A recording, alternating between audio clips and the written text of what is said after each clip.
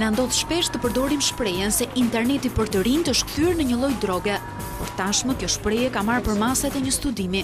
Në Shtetet e Bashkuara të Amerikës është hapur spitali i parë publik për kurimin e varësisë nga interneti, ku terapia e plot kushton rreth $14.000.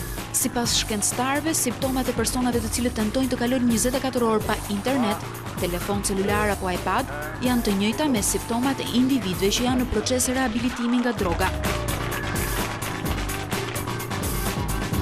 Ndërkohë, Agjencia Italiane e Lajmeve ANSA shpjegoi se një tjetër studim shkencor, ku përfshihen 516 individ nga mosha 18 deri në 56 vjeç, varësia e internetit sjell pasoja psikologjike si ankth, stres apo izolim social.